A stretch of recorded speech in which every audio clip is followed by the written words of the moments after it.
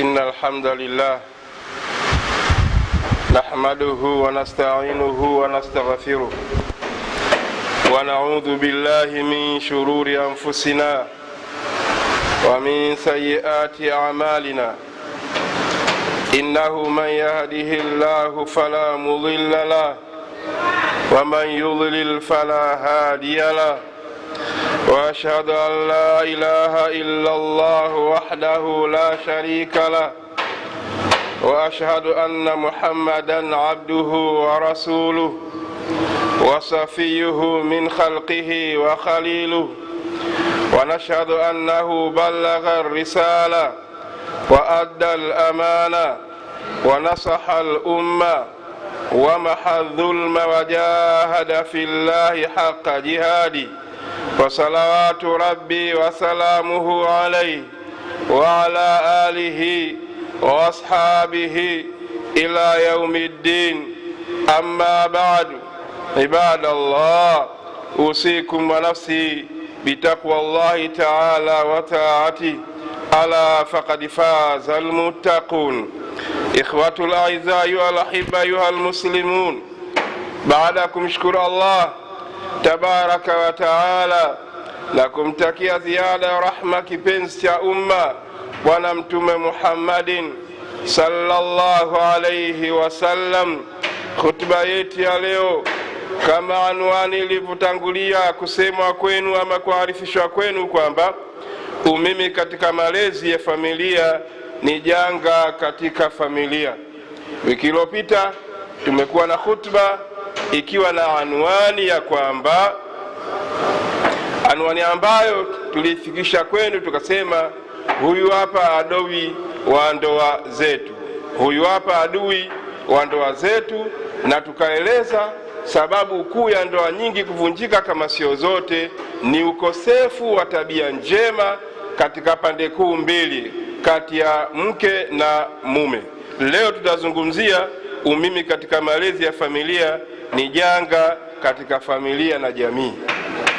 Ndugu zangu watukufu Uislamu, umimi katika malezi umegawanyika sehemu zifuatazo. Aina ya kwanza, kuna umimi ndani ya ndoa. Mzazi wa kike hujiona yeye na haki zaidi. Mzazi wa kike hujiona yeye ana haki zaidi kwa mtoto fulani, kiasi kwamba baba akimwadabisha mtoto huyo, mama huwaka kwa sauti ya juu na kumgombeza mzazi mwenzake, bali hupendelewa zaidi mtoto huyo na mzazi wa kike. Hii aina ya kwanza. Lakini aina ya pili, nje ya ndoa ama baada ya ndoa, mizozo huwa mingi na kugombea mtoto wa jinsia fulani awe naye mzazi fulani. Ndugu zangu watukufu wa Islam, ndani ya ndoa mizozo ama malezi, pande mmoja huwa unamili kwa baadhi ya watoto. Ijapokuwa siamini sana, yadaiwa wazazi wa kike huwa wanamili sana kwa watoto wa kiume, kama inavyodaiwa pia wazazi wa kiume huwa wanamili zaidi kwa watoto wa kike.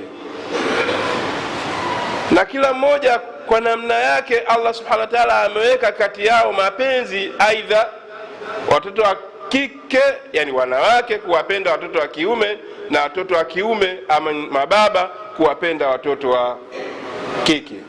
Sasa ikiwa mtoto wa kike kwenye familia amekosea, mama akataka kumwadhibu, baba hujajua, hivyo hivyo aksi yake upande wa pili.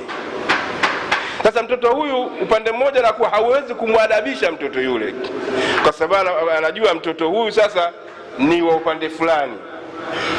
Hatimaye mtoto huyo kwenye adabu hiyo mbaya alionayo anaendelea nayo kukua siku baada ya siku.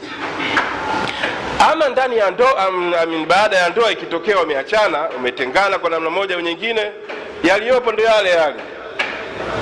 Mzazi fulani atagombea mtoto fulani awe anaye yeye, na mzazi fulani hupenda mtoto fulani awe anaishi naye yeye. Pamoja ya kuwa mmoja anafahamu kwamba mtoto huyu mwenzangu hawezi kumlea na kumsimamia, lakini kwa kuwa kangangania, hatimaye upande mmoja unalegeza masharti na kumwachia yeye aendelee kulea, lakini huko anakwenda kulelewa pia vile vile maadili anayopata sio mazuri. Ndugu zangu watukufu wa Islam, aina nyingine ya umimi ndani ya malezi ya familia, mzazi fulani kumpendelea zaidi mtoto fulani katika zawadi, mavazi zidi ya wengine, na hii ni kiasi kwamba watoto wenyewe huweza kwa kutambua tabia hii kwa wazazi wao, kama walivyodai watoto wa mzee Yakubu alayhi salatu wassalam kwa mdogo wao Yusuf.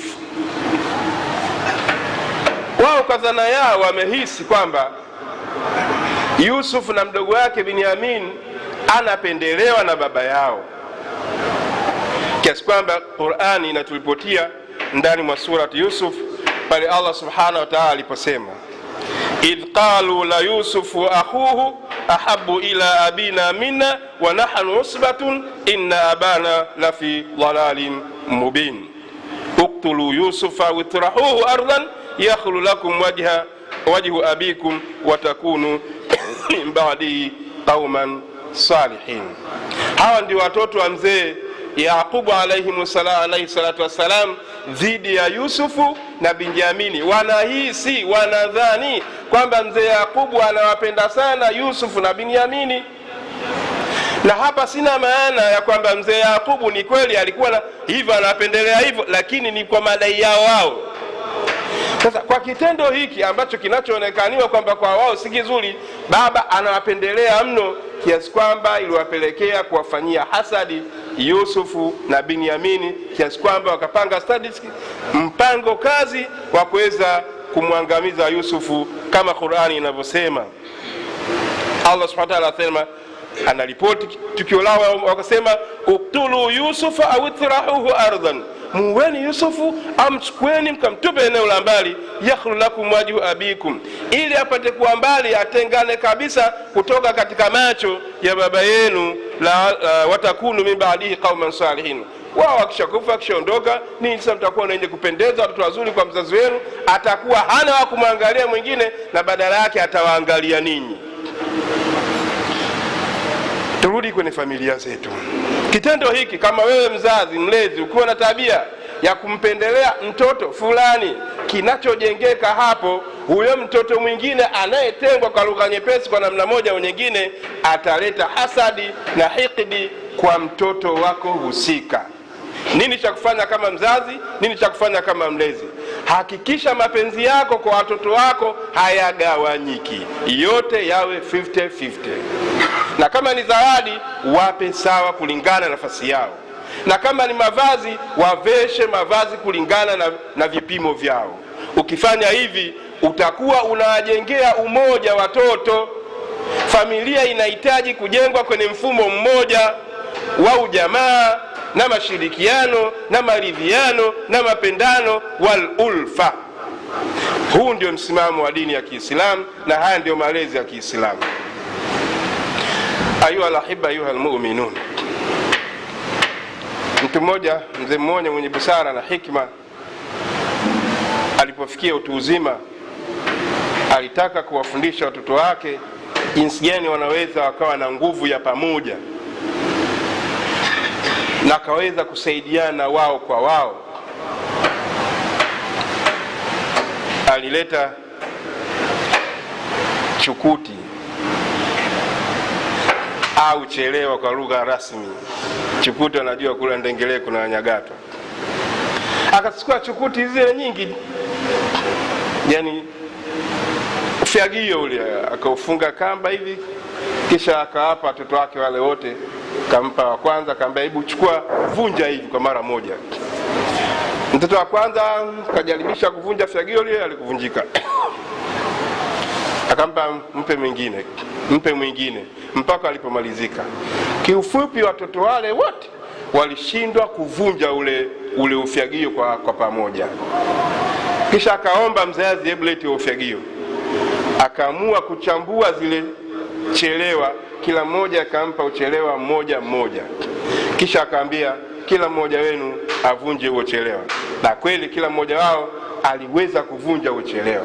Akawauliza, kwa nini nilipowapa ufagio wote ambao unachelewa nyingi kwa pamoja mlishindwa kuvunja, na kwa nini nilipowapa uchelewa mmoja mmoja mliweza kuvunja?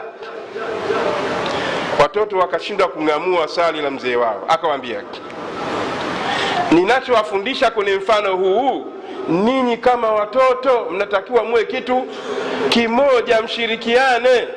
Umoja wenu ni nguvu, lakini mkifarikiana, mkitengana na kila mmoja akiwa kivyake vyake, adui ataweza kuwavunja vunja nyie, kila mmoja atapanyika. Kwa ninawasia watoto wangu muwe kitu kimoja. Ndugu zangu watukufu wa Islam, tunatakiwa watoto wetu wafundishe, tuwajenge katika mazingira ya kuwa na umoja. Kuna makosa kama wazazi, kama walezi tunayoyafanya. Mwanao leo amemaliza form 4, na bahati nzuri ameanza kazi pale kiwanda cha viatu Yebo Yebo. Kila siku akienda anapata 3000 yake, 3000 jumlisha wiki jumlisha mwezi, kiasi kwamba ana uwezo sasa wa kuweza kupanga chumba. Mtoto huyo anakuja anakuambia, wewe mzazi, baba mimi nataka kupanga chumba bwana. Bila wewe kutafakari vyema, kuangalia kwa nini mtoto huyu sasa anaamua kupanga chumba. Sawa, mtoto huyu alikuwa mtoto wa kiume au alikuwa mtoto wa kike, unatakiwa utafakari kwa nini mtoto huyu sasa ameamua kutaka kwenda kupanga chumba, ilhali sisi kama wazazi hatujamfanyia kosa lolote.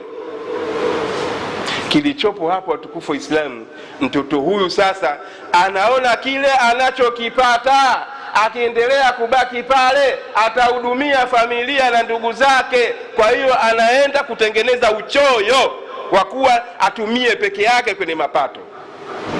Kama mzazi, kuwa mwangalifu. Na sio hivyo tu, bali ameamua sasa kwenda hicho kidogo anachokipata akatumie na mtoto mwingine huko, wa mtu mwingine.